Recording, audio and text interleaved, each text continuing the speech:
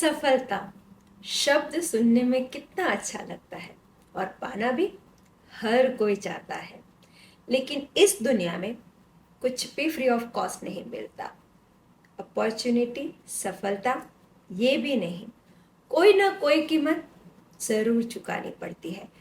चाहे वो कीमत हो आपके समय की, रिश्तों की, सेहत की, पैसों की।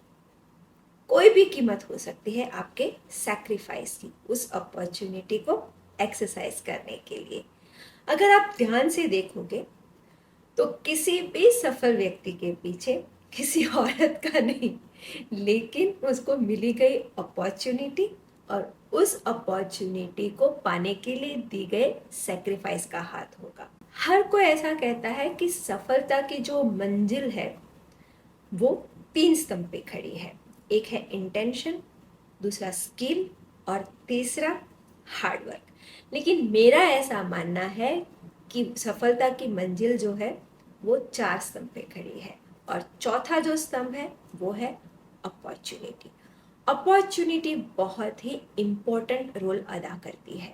अपॉर्चुनिटी उस एलिवेटर की तरह, जो लिफ्ट होती है ना बिल्डिंग में, उसकी तरह काम करती है और आपको एलिवेट कर देती है। चाहे वो एलिवेशन 1 मंजिल का हो, 10 मंजिल का हो या 100 मंजिल का हो, डिपेंड करता है अपॉर्चुनिटी कितनी बड़ी है। अब सफलता के मायने हर एक के लिए डिफरेंट डिफरेंट होते हैं। किसी के लिए अपनों के लिए काम का त्याग और किसी के लिए काम के लिए अपनों का त्याग। हर एक की सिचुएशन डिफरेंट होती है और इसीलिए लिया गया डिसीजन भी डिफरेंट होता है और हमें किसी को भी उसके डिसीजन के लिए जज नहीं करना चाहिए। माया और साया, इसकी कहानी जब आप सुनोगे तो इस बात को आप मानने लगोगे।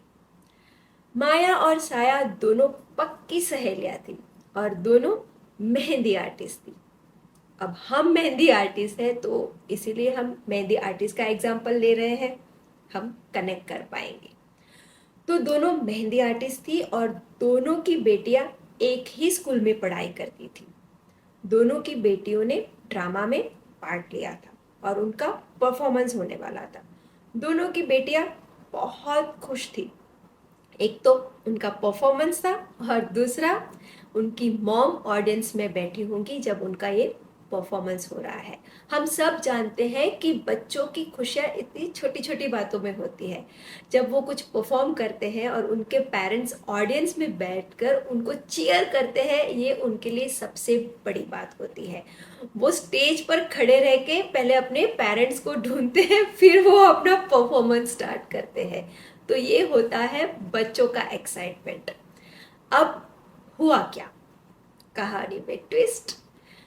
जिस दिन ये परफॉर्मेंस होने वाला था उसी दिन सिटी हॉल में बहुत बड़ा कल्चरल शो होने वाला था और इसीलिए माया को इंक्वायरी भेजी गई मेहंदी के लिए। ये बहुत बड़ी अपॉर्चुनिटी थी, माया के बिजनेस को बहुत ज़्यादा एलिवेट कर सकती थी, एक्सपोजर मिल सकता था और जिसकी वजह से फ्यूचर में उसको बहुत बड़े असाइनमेंट मिल सकते थे। लेकिन माया फाइनेंशियली स्टेबल थी और उसके लिए उसकी बेटी की खुशी के आगे कुछ भी इम्पोर्टेंट नहीं था, अपना बिजनेस भी नहीं। इसीलिए माया ने इस इंक्वायरी को मना कर दिया। उसने कहा मेरी बेटी सबसे आगे आती है, उसका परफॉर्मेंस, उसकी खुशियाँ मेरे लिए इम्पोर्टेंट है।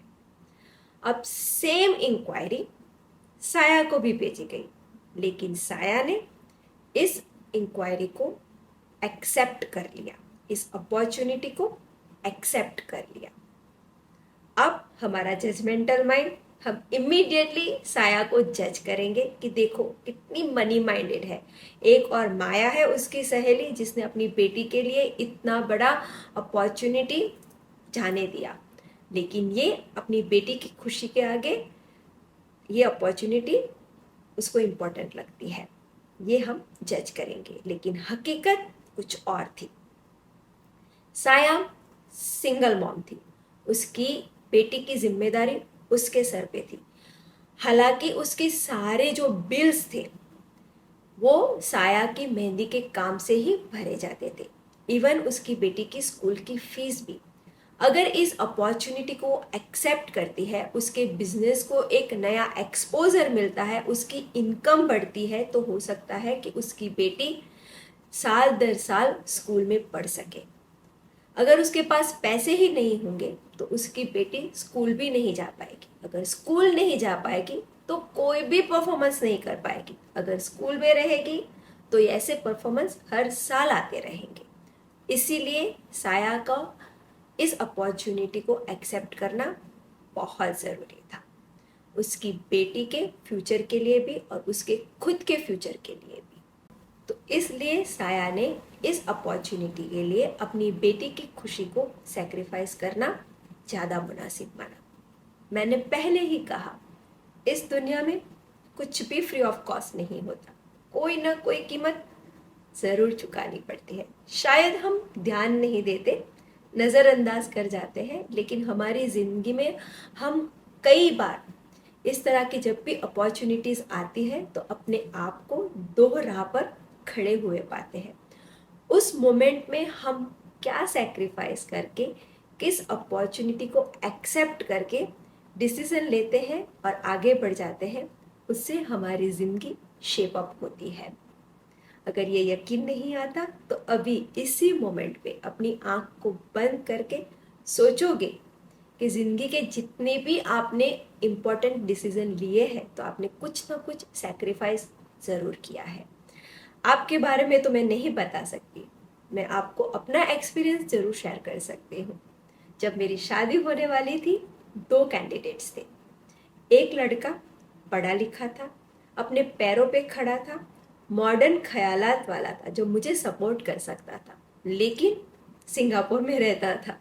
और दूसरा लड़का कम पढ़ा लिखा था, ऑर्थोडॉक्स फैमिली से बिलोंग करता था, फैमिली के बिजनेस में ही सेटल था, जिसके फ्यूचर का कोई गारंटी नहीं था, लेकिन इंडिया में था। अगर मैं अपनी पसंदीदा लड़के के साथ, जो मेरे माइंडसेट में सेट होता है, उस तरह के लड़के के साथ शादी करती हूँ, तो मुझे अपने देश को छोड़कर, अपने माँ बाप को छोड़कर, अपनी सहेलियों को सबको छोड़कर, अपना सब कुछ छोड़कर एक पराये देश जाना पड़ेगा, जहाँ मैं किसी को नहीं जानती, और अपनी ज़िंदगी एक नए सिरे से शुरू करनी पड़ेगी।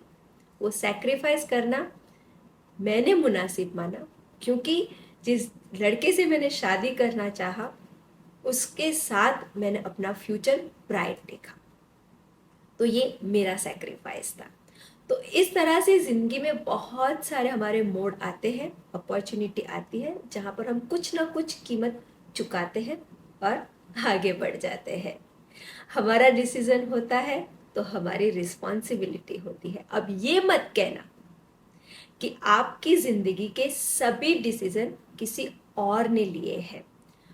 वह डिसीजन भी आपका है कि आपने अपनी ज़िंदगी की डोर किसी और के हाथ में दे दी है, और उसकी कीमत आपने ये चुकाई है कि कई बार आपको अपने मन को मारकर दूसरों की मर्जी से जीना पड़ रहा है। सोच के देखो, शायद बात समझ में आ जाए।